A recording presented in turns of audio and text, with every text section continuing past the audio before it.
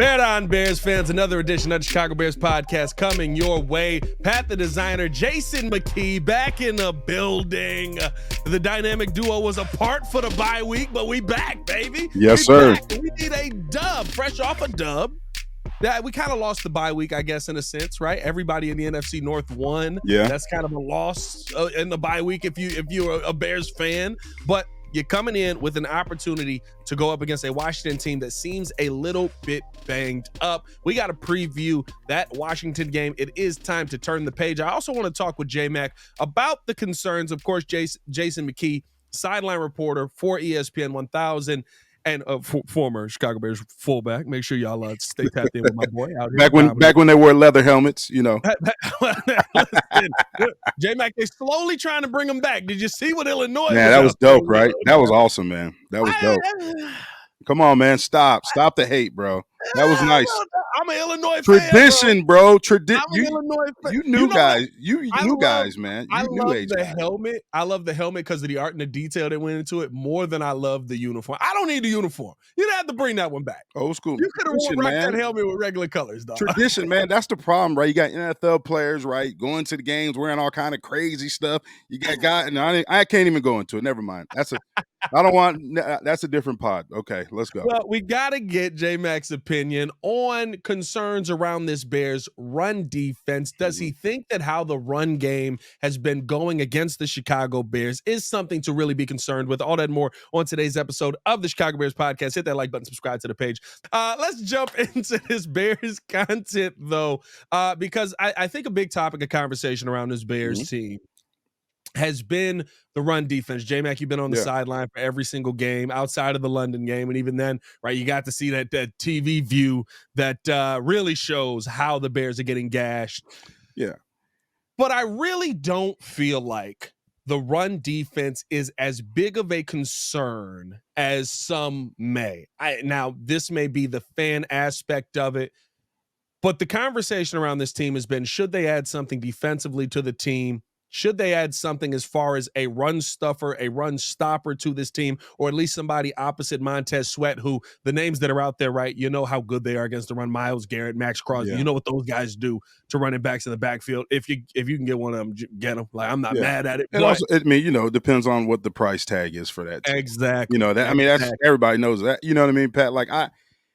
I'm all for, improving the roster, just like Post talks about all the time. We're always going to evaluate everything. We're going to evaluate the players out there to continue to try to improve our roster. So when you look at those guys, their resume speaks for itself. We know what they can bring to the table. Adding one of those guys, Myles Garrett, that'll make this defense dynamic. You know what I'm saying? Because they're elite players. But what is the price tag? And then you got some pieces on that opposite side of Montez Sweat. Now you got Austin Booker, you got Daniel Hardy. I know those guys aren't Myles Garrett. Huh? Darrell Taylor. Yeah, Darrell Taylor. I know those guys aren't Myles Garrett, but they're three guys, right, that have made some plays this year, right, that are also developmental guys, right? If you want to be elite in this league, just look at all the great teams in this league. The teams that are perennial playoff contenders, they're always in the playoffs, right? They do a great job of developing their players. And I always talk about, and I hate talking about that team up north, but they do a great job of developing their players, right? Because one receiver leaves, right? Devontae Adams left, right? What happens? You see all of a sudden you got a whole collection of young receivers coming in making plays that we never even heard of. Who is this guy? Dobbs, Who's Antonio Wicks? Like, who is all these guys? Like, where did they come from? Well, they've been there, right? They've been there. They've been developed, right? Same thing. Well, we can't talk about the quarterback situation. They've hit a king ransom there the entire time, but at the same time, those guys have been developed sitting behind, the current starting quarterback. Brett Favre. Although the best, dare I say, J Mack, the best I felt about that up north quarterback situation in a while, because not bad, still winning games. Right. How many games can you win with 5 interceptions in 2 weeks? No, definitely. I'm like, that's perfect. Just enough to create turmoil. Yeah, for sure. For sure. I'm just saying, development. I mean, you look at even the Kansas City Chiefs, right?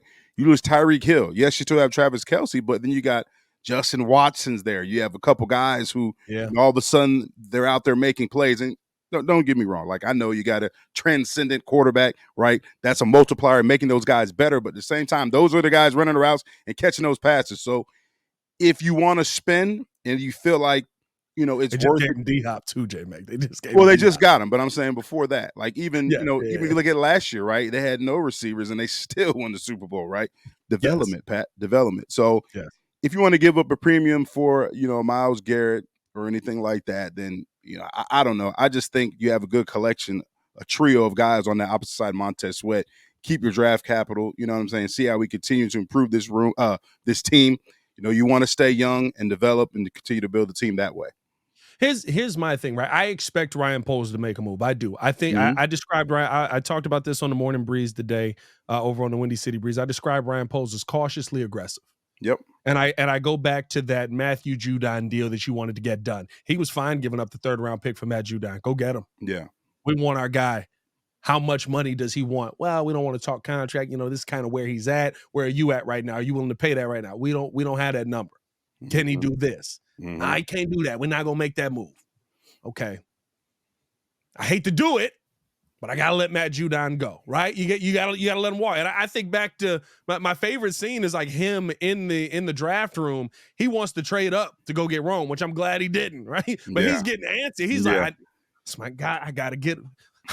Where's the phone? I need to call. Ian Cunningham's like holding him by the shoulder. He's like, sit down, Ryan. Yeah, it's Calm down, pressure. brother. It's pressure on him too. It's we talk about everybody talks about mainly the pressure on Coach Flus, right? Based upon his win-loss record and It's the same win-loss record for Ryan. that's what I'm saying. It's they're tied together. So he knows he's in the NFL, it's you gotta win now.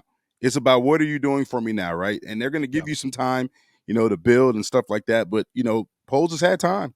You've had time. You had that first year, last year. Like, how much time are you going to give them? They want to see, okay, you got the first, you got the number 1 overall pick. You did a good job acquiring that pick and all that draft capital. Now let's see if we can win now. I feel like the Bears feel like their time to win is right now. So if he's going to be aggressive, this is the time.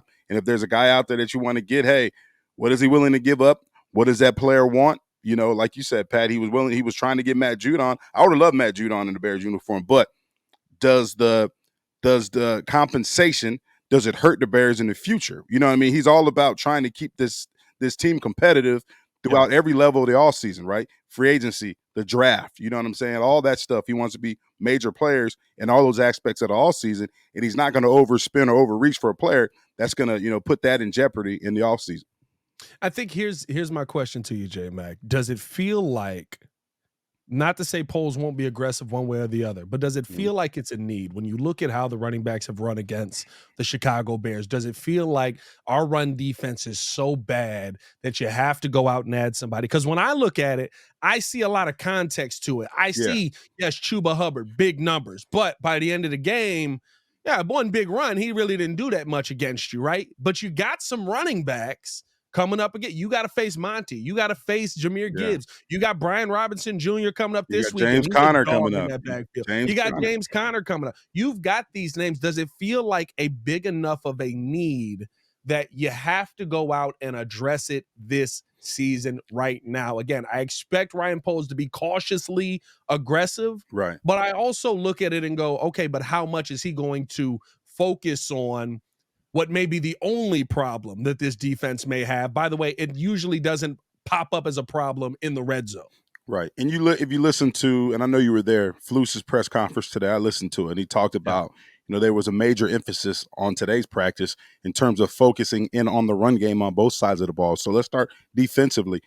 Defensively, when I go back and I watch the tape, I see, like, especially with the Chuba Hubbard run, they ran outside zone, linebackers over pursued. There was a lack of gap integrity, meaning everybody has a gap in the run game. If you're not in your gap, you get gashed. And that's what happened. You know what I mean? Somebody wasn't in their gap.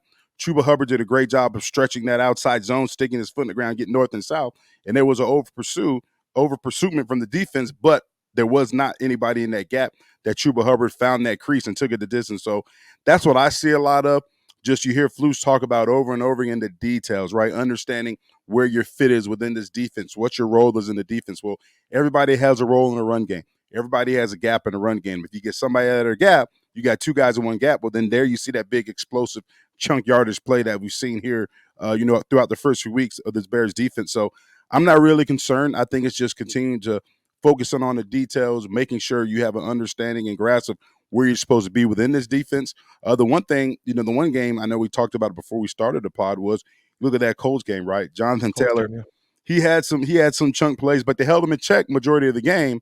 Yeah. But what happened was, and this is what I look at it, when it mattered most, right? Situational football, you need to get a stop, right, to get the ball back, offense to hopefully put together a drive to win the game.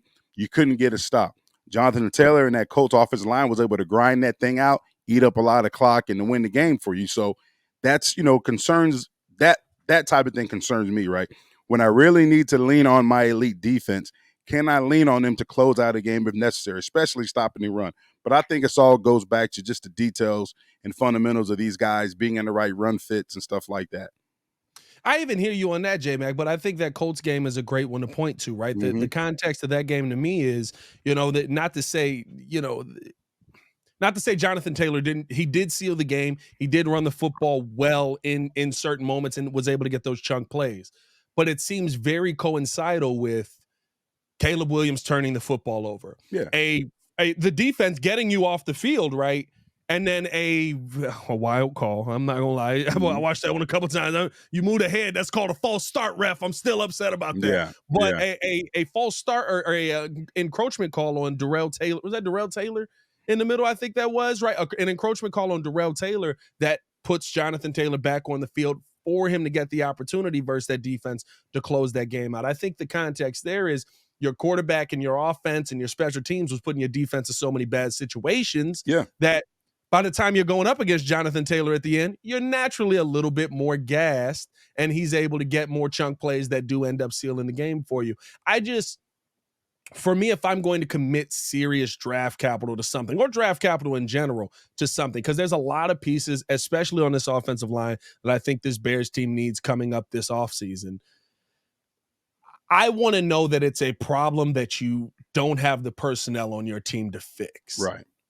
And I think it's different, right? Listen, you go out and you can add Myles Garrett, you can add Max Crosby. That's different. That means I'm adding somebody that you feel, if y'all don't screw up, we can go to the Super Bowl. Yeah, you got a guy that's going to transcend your defense. You know what I mean? Like a trend. I don't know how to say it, but a guy that's going to take whatever side of the ball he's on, take it to the next level, right? So your defense ascend. It's going to ascend. Right. Yeah. I mean, I get that part. I get that part. I just wonder, is it a big enough problem that you have to invest into it this season? Do you feel like it is? Yeah, and that's my thing. I like I said before, I just think that you've got some nice young pieces, right? It's talking defense. You got Austin. Yeah. You talked about Darrell Taylor's done some nice things for the Bears this year. You also got a young guy who stepped up in the preseason, made some plays, Daniel Hardy. I know he's definitely a developmental guy, him and Austin Booker. Austin Booker, to me, has got to put on more weight. But when you look at him, you look at the traits, you look at everything that they look for in terms of a player. You look at, his arm length, you looked at his size, his speed, his get off the ball. Like, those are traits that they want from their defensive end position, right? Yeah. They're looking at traits, right, that fits their scheme, and those Austin Booker has those type of traits, right? Daniel Hardy has those type of traits because he's a disruptor. And you hear Coach Washington talk about it all the time.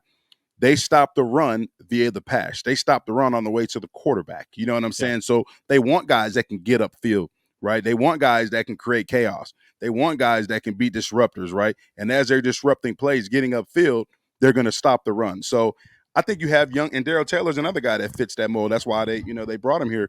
So I just feel like, hey, if the price is right, and there's the price is right, you can get a Max Crosby or Myles Garrett. If the price is right, and it's not gonna It's not going to It's not going to deter you. Only for Max Crosby is the right, price. Right. It's not going to deter you or hinder you from being major players in the offseason. Then because I do feel like you got to win now. You know what I'm saying? If you just think about it, Pat, and I don't want to put this bad juju on the Bears, but if you don't have a winning record or you don't make the playoffs this year, we're in the same boat last year talking about, is Flus the right guy to lead this team? Is Ryan Poles the right GM to lead this team? Because Flus almost wasn't here. Like we didn't think he was going to be here.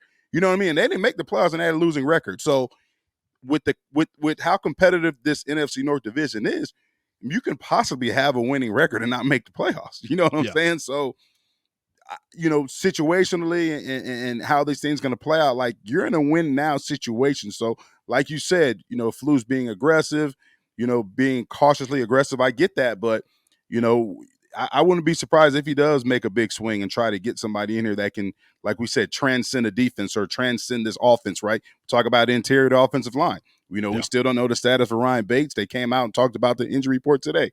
Larry Borum's supposed to be back. We don't know the status of Ryan Bates. You still need good offensive linemen that can come in and help this offense. So, I expect him to be the Bears to be a player in this trade deadline. We'll see what happens, and we see teams making moves already, right? The Chiefs, they brought in DeAndre Hopkins because, like, hey, we're going for another Super Bowl. Like, Yeah. we all in. We all in this thing. So, we'll see what happens. But, I think Poles is always going to do what's best for the organization first. But I do think there's pressure with him and Coach Eberflus to win now because jobs are definitely on the line if this season doesn't go well. Let's not get it No. twisted, Pat.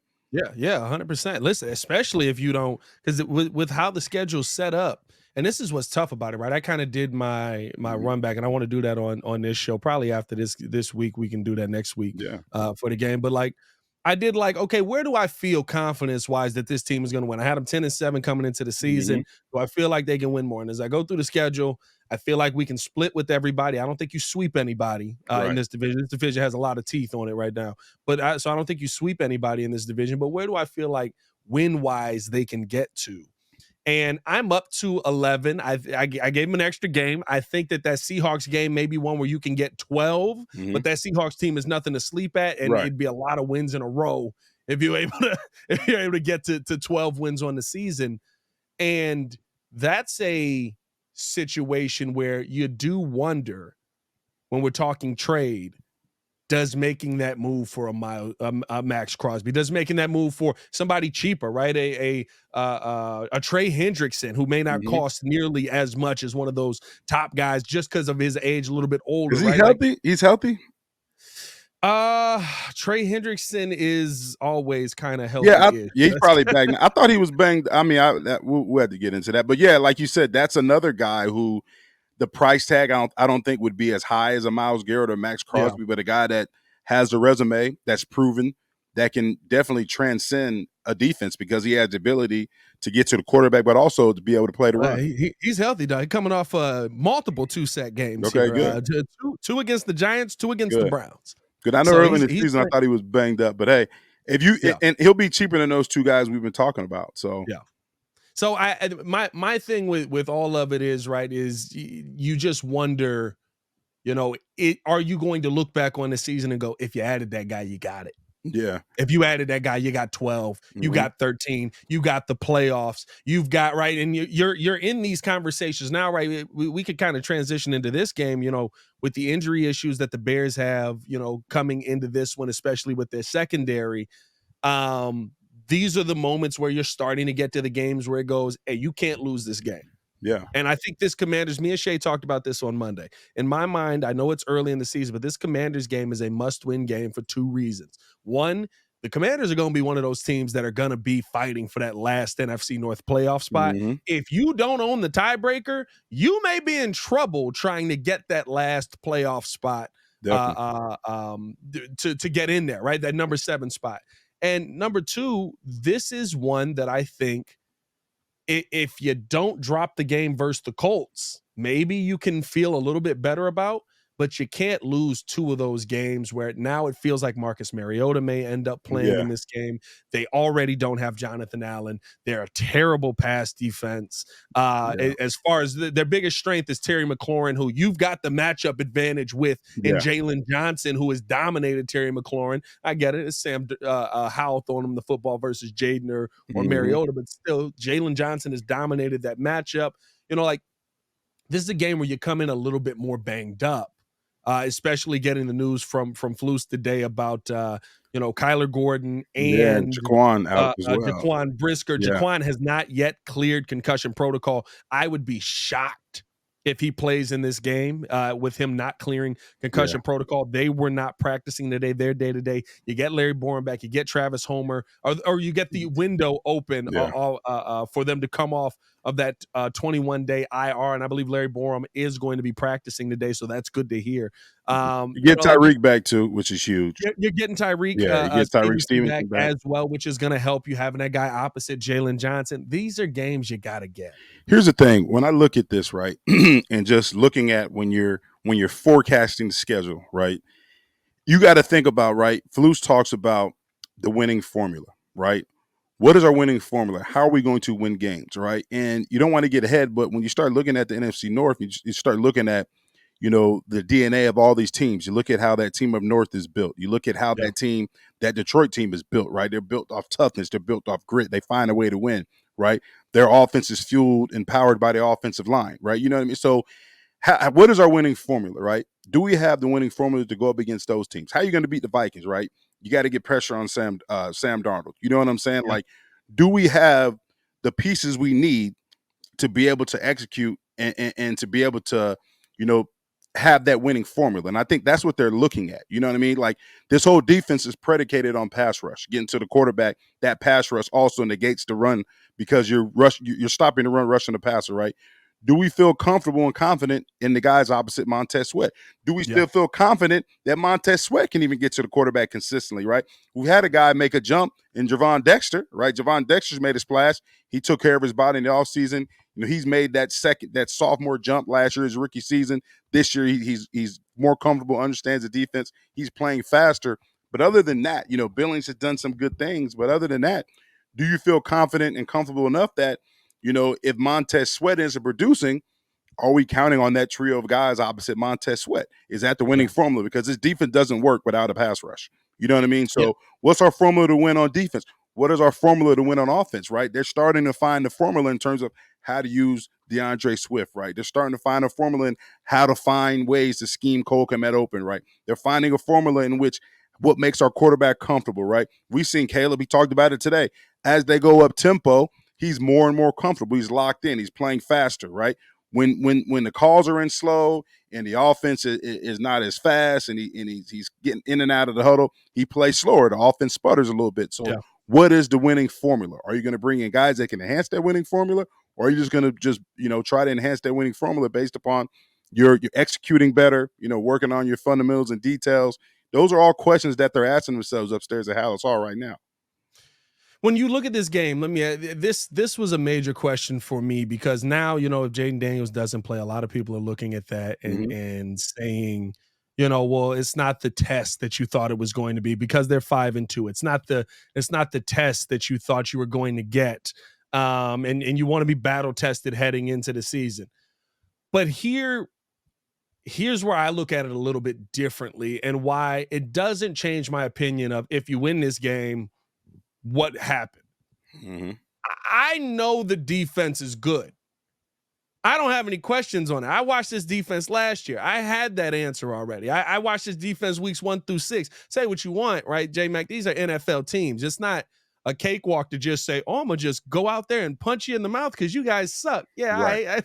I watched the Cardinals beat the 49ers. Then the Cardinals beat the 49ers. Yeah. Hey, guess who don't suck? Well, maybe now they banged up heavily. They struggling. But here's the thing, like here's the thing, right? Can you really lean on any one of these phases to win you a game? I'm going to take out special teams. Special teams can win you a game, but I think the opportunities in special teams it's so limited now. You know what I mean? Don't you get the Troy Taylor guys? No. I'm saying the special teams is limited. It's a lot different from when we were playing because special teams was a factor because we had a factor and Devin Hester back there, but he had opportunities to affect the game. The opportunities are limited now with the format, of the way the game is played via special teams. But when I look at this team, right, offensively or defensively, can you lean on either one of those sides of the ball to win you a game, right? We leaned on the defense a lot beginning of the season because we weren't doing nothing on offense, but we talked about that Colts game, especially that game, Pat.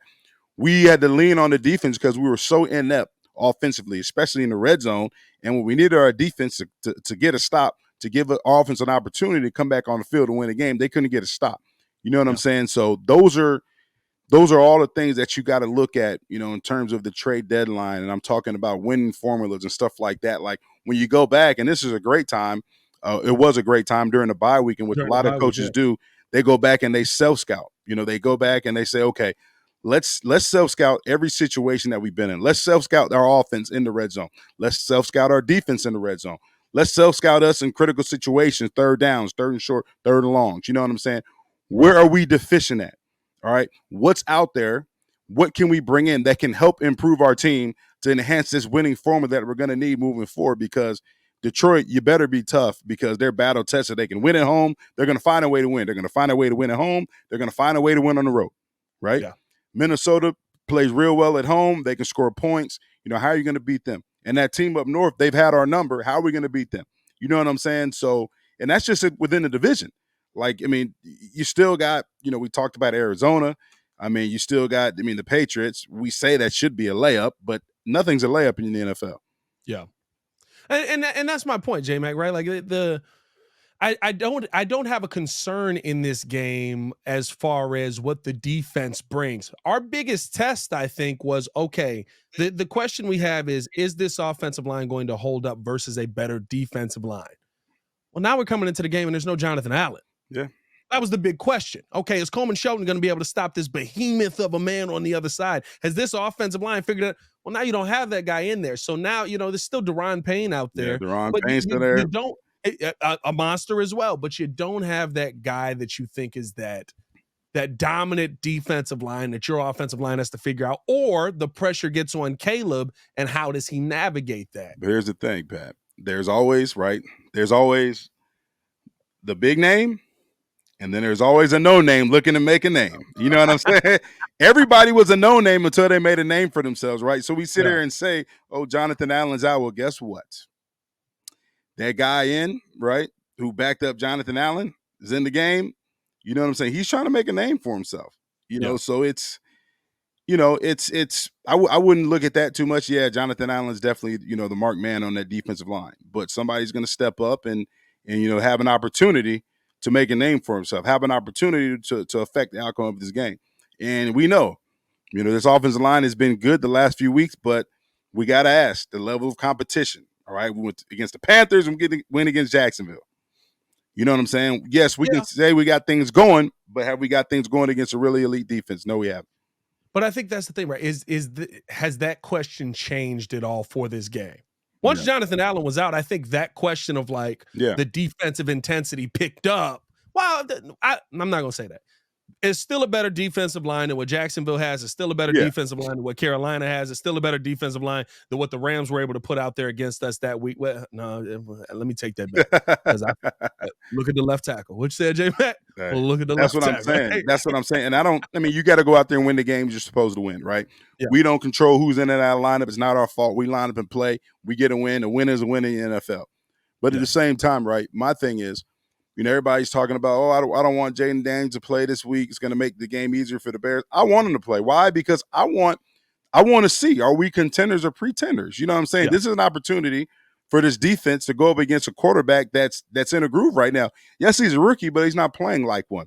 When he's in the game, that offense is way different than, no disrespect to Marcus Mariota. I like Marcus Mariota, but the offense runs differently when Jaden Daniels is in there. That's why he's a starter. You know what I mean? So I think, when you're trying to make a playoff push, right, you got to have those tests. You got to be battle tested to see, okay, what type of team are we? What type of team are we? We went against Houston, another great team. We didn't fare well. You know what I'm saying? Can we beat a good team? But still, right, still with an opportunity, right? I look at that Houston game, still an opportunity to win. Yeah, exactly. Because your defense did a really good job versus that potent offense. I'm gonna say potent offense because they look great against everybody except the NFC North. Yeah, he used to keep playing us what's going on here? Well, that's what I mean. Can there's gonna be a time, right, throughout the season in one of these games where you're gonna have to lead. You're gonna have to lean on one of these phases, right? Yeah. Can this offense carry the defense for once and win a game? You see what I mean? And I think the defense can, but my biggest question mark is the offense. Can this offense, right, carry this defense? Say the defense is having a bad game against one of these NFC North teams. Can this offense really score enough points to say, okay, we know going into this game, defense is struggling right now. We got to score 24 points to win this game. You see what I'm saying? Yeah. Can they take that pressure? Can they do that? Do they have the winning formula to do that? That's my biggest question mark right now.